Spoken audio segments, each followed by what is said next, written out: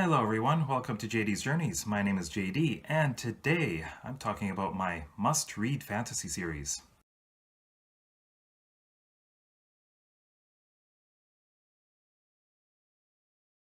My two favorite genres to read are fantasy and science fiction. Now, I tend to like to write science fiction, but read fantasy. So I would say my top genre for reading is definitely fantasy. And today we're going to look at my top 5 fantasy series that I want to read, but I haven't read anything yet. And we'll count down from 5. But now, just a quick shout out to another booktuber with fewer than 200 subscribers, and this is JD Estrada.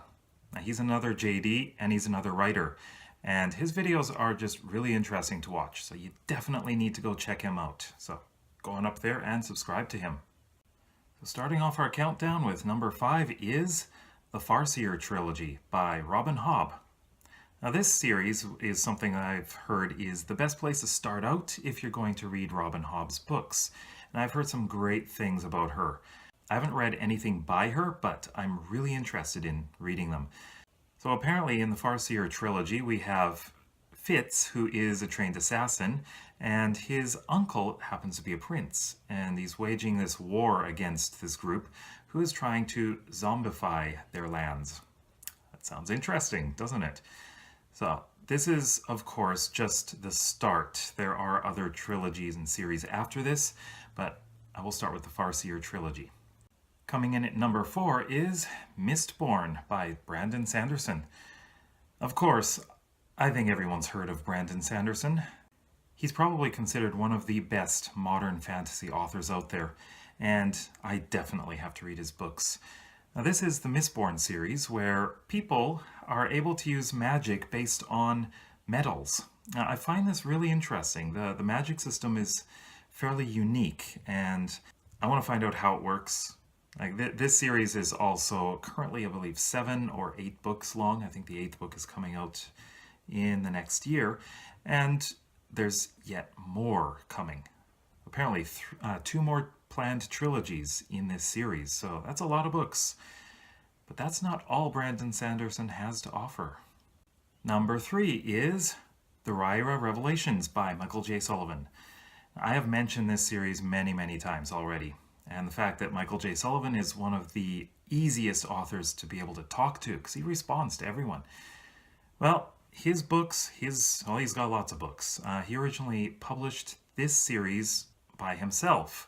So it was self-published, and he sold a lot of books, and it drew a lot of attention, so he got a traditional publishing contract.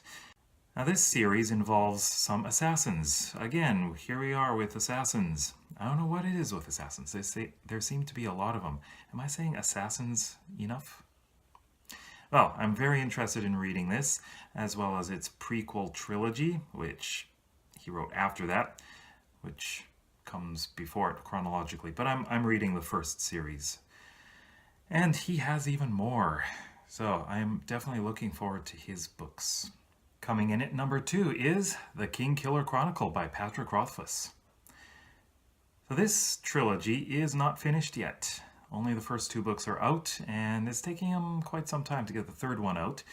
Now, this is kind of interesting because this is a bit like an autobiography of Kavoth. I'm not exactly sure how to pronounce his name, but the book involves him telling someone else about his life. So that's interesting because you usually don't have a fantasy autobiography, do you? Not all of the book is like this. Apparently, there is the modern day Kavoth as well, so we get to see what happens to him in the modern times. I'm definitely looking forward to reading this book. I have heard so many good things about it, and it is very highly rated. Definitely must read. And finally, coming in at number 1, it is, most definitely, the Stormlight Archive by Brandon Sanderson. This is the most highly rated series on Goodreads for fantasy. I absolutely am looking forward to reading this.